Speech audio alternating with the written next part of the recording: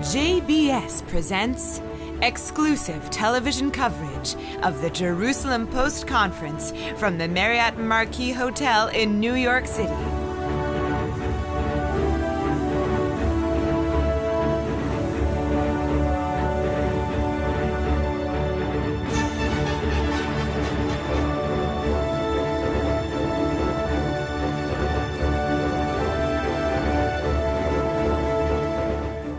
Now I have to admit, I'm nervous. I interviewed the head of the opposition. I interviewed 2 chiefs of staff. We've had panels with leaders of the Jewish community and the economic leaders of Israel. But now, how do you interview the man who does all of the interviewing himself?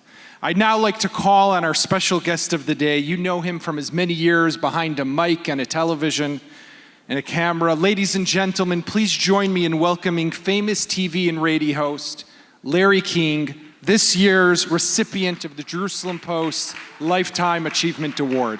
Larry King.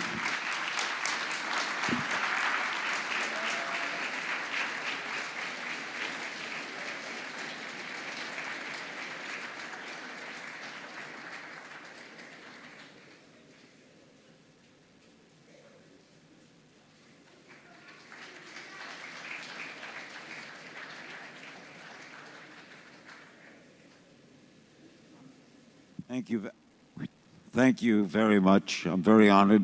First, I will prove it's me.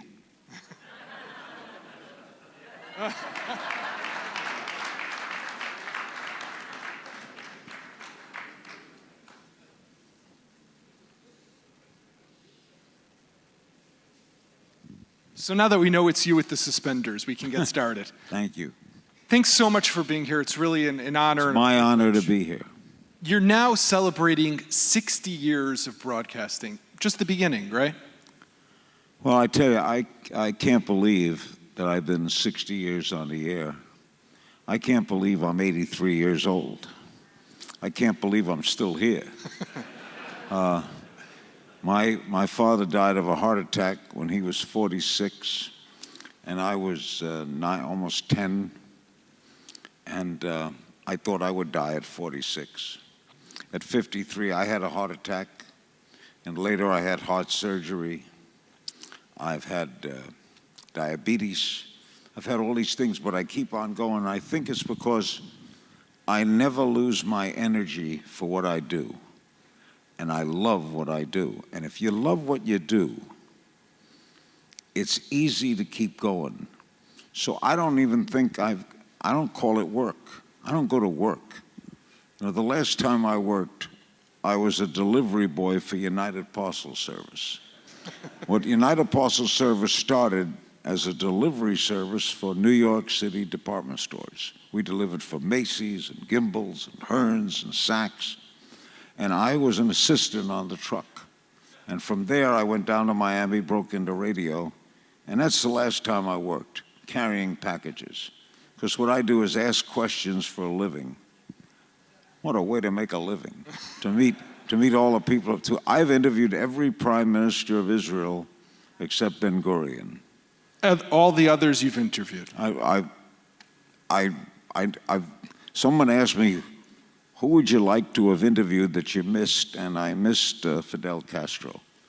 Other than that, I've interviewed, I think, every world leader. I interviewed, when I was 23 years old, Eleanor Roosevelt.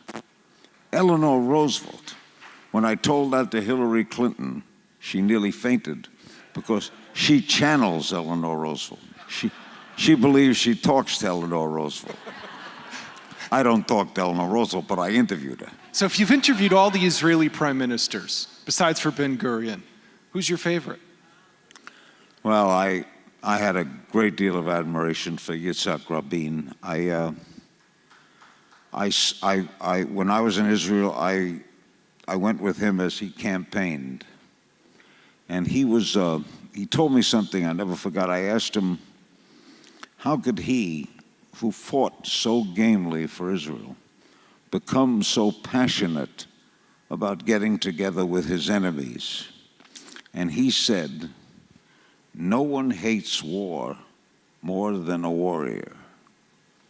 That he knew what it's like to send men into battle and die. And he didn't want to face that again. And when he got killed, that was one of the saddest days of my life. So I liked them all, but Yitzhak Rabin was my favorite. You want a funny story about me with Israel? Sure. Okay. I imagine there might be some here today. The Mossad. The Mossad is Israel's secret service. Right. They're known as the toughest in the world. I'll tell you how I know they're the toughest in the world. Menachem Begin was coming to Washington to speak, and then they had a party for him at the Israeli ambassador's house in Washington, in the outskirts. And they invited 40 prominent Jewish people in Washington to come and have cocktails with them, with Prime Minister Begin. And I was invited, but I had a tape that day, so I got there a little late. And it was raining. And I drive in, I see the cul-de-sac, no cars, nothing, and there's the house. So I park my car. I get out of my car, I got an umbrella, I'm walking up to the house. Suddenly, a big black van pulls up, and out of the van comes Menachem Begin with the guys from the Mossad. And I'm walking, and the first guy on the Mossad pulls a gun out of his pocket, points it right at me, got it cocked, and a guy from behind me yells, "Stop!" I turn around, it's an American Secret Service man telling the Mossad guy not to shoot me. And I said to the Secret Service guy, was he going to shoot? And he says, "Oh, yeah." I said, "Well, wait a minute, why?" He said, "Well, I forgot, we gave them instructions that there would be no cars on the street and no man would be on the street once the Prime Minister pulled up. Since you were on the street, the Secret Service guy forgot that they told him there would be no one on the street. So that guy would have shot me had the Secret Service guy not yelled. And then I could only imagine, I die, I go to heaven, and my mother says to me, "What happened? How did you get here?" "Oh, the Israelis shot me on the street." And when I left that house, that Mossad guy was disappointed. He was visibly sad that he didn't kill me. So when you figure you're on the right side, Israel is tough. So, talking about Israel being tough, you visited Israel back in 2015. You've been in the media for a long time. Does Israel get a fair rap in the media? Well, to be fair, for a long time, it owned American media. For a long time, they did. I remember once when I was just starting in Miami, I had a debate between the head of the young Israeli group at the University of Miami and the young Egyptian group. And we had protesters that we would put an Egyptian on the air. So Israel had it pretty good for a while. Then the Palestinians got into PR, and they started strengthening their position. And as Alan Dershowitz so ably pointed out, they got involved in getting attention. And then Israel made some mistakes. Nobody's perfect. And that led them into so I think Israel now, I mean, at CNN, I know CNN get wrapped a lot. I was there 26 years. I never saw anything anti one side or the other at CNN. I thought we were always fair. Oh. The crowd thinks otherwise. No, but I will tell you, I'm only telling you from my observation as a journalist. I was there for 26 years. Christiana Amanpour, you think her husband is Jewish. Shh. Come on. Wait a minute. Her son was bar mitzvahed. You think she's anti-Semitic? Christiane Amanpour was a very good journalist, but I will tell you that Ted Turner was the fairest man I ever worked for. Wolf Blitzer is one of my oldest and dearest friends. Former reporter for the Jerusalem Post. Jerusalem Post is when I first met him. I have great respect for the Jew. I have never seen it. Now, if you may feel it and may think it or have proof of it, but I worked there.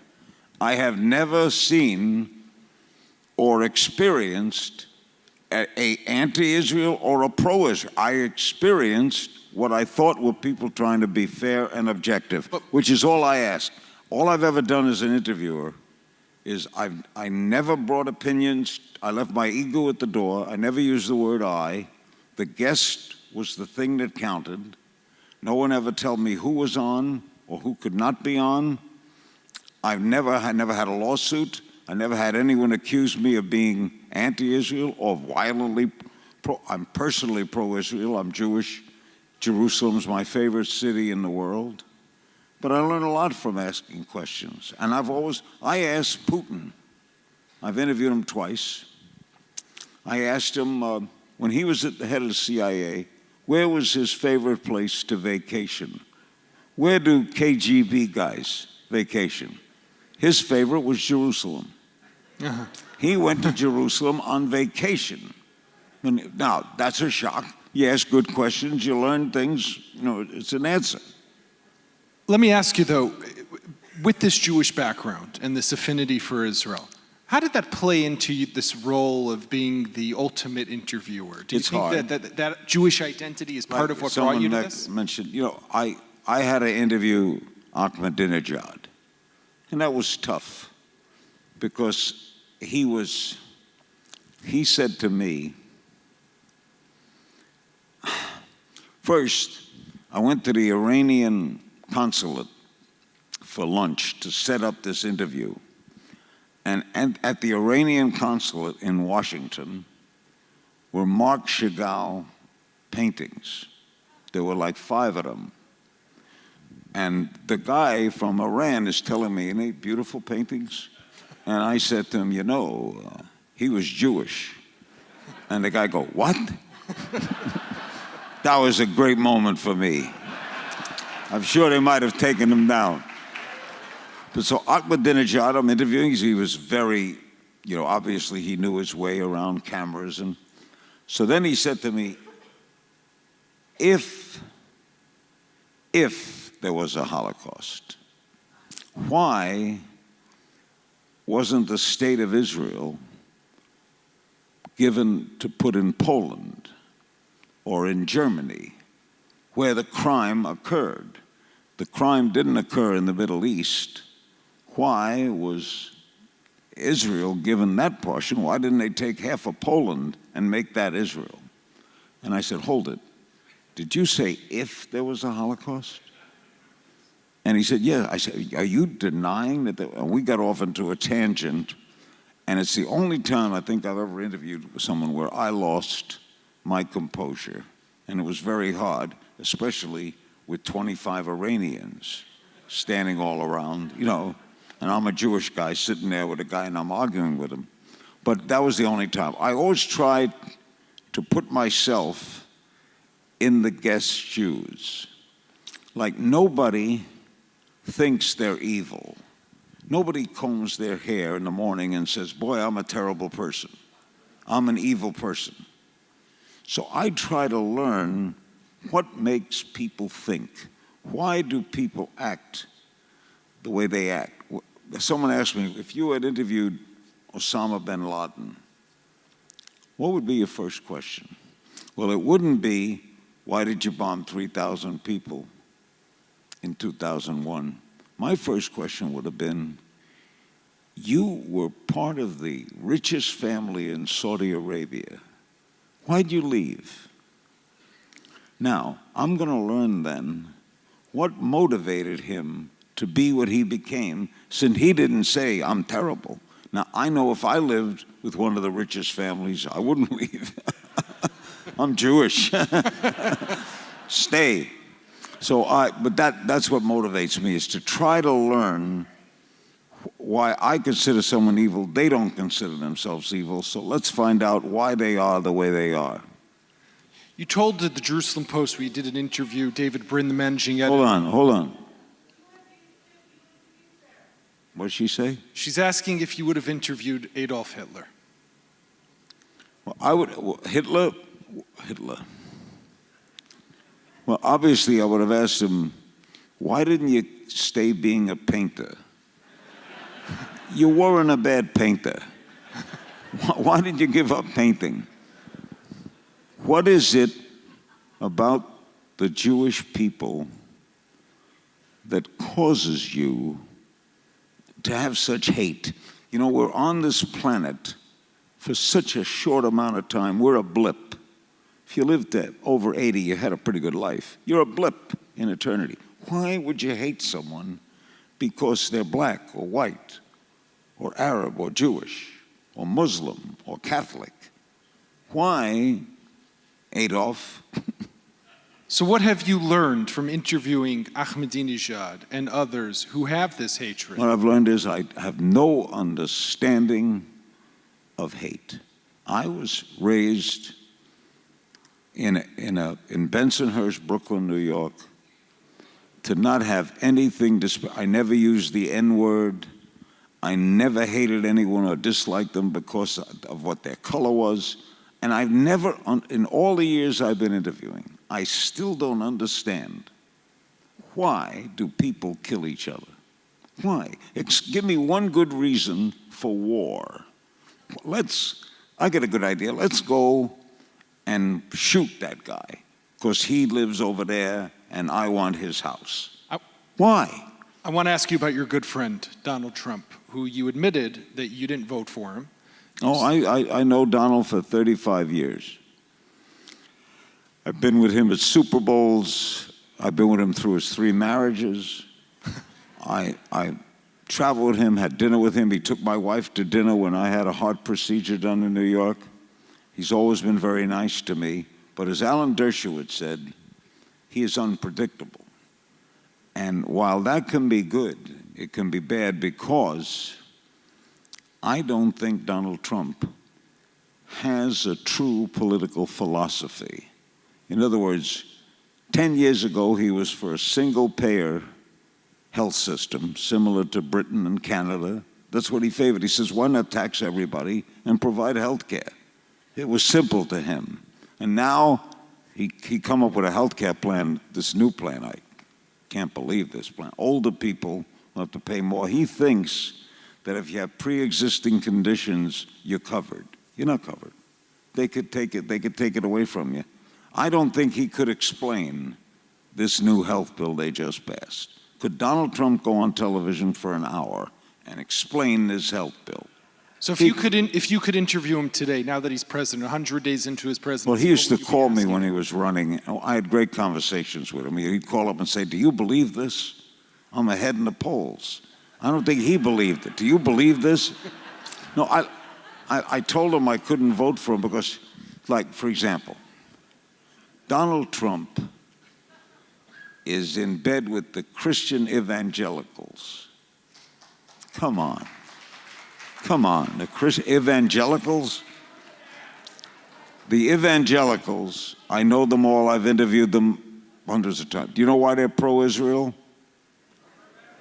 Because that's where Christ is going to come back, right? Shh. Why else are they pro-Israel? What? They like Israel. The evangelicals like Israel because they support Israel, so... They like Israel, why? Why? You tell me. You tell me why. I don't know why. Because that, they believe, is the land. Ladies and gentlemen, please. Okay, look, I'm sorry. He asked my opinion. I gave him my opinion. So all we are is we're human beings. We can disagree. We don't have to shout. I came here. I'm honored. I'm honored to receive this. I'm just telling you what my thoughts are. I like Donald Trump. I hope everything works out. I hope he can broker a peace between Israel and the Palestinians. Wouldn't that be nice? I've interviewed 7 presidents. They've all tried. Wouldn't we like to have peace? Who's against peace? I want to ask you about... You know someone who wants to die? They'll tell you that the Palestinians want to die, right? Not the Israelis. Oh, wait a minute. Some suicide bombers, right? Mm-hmm.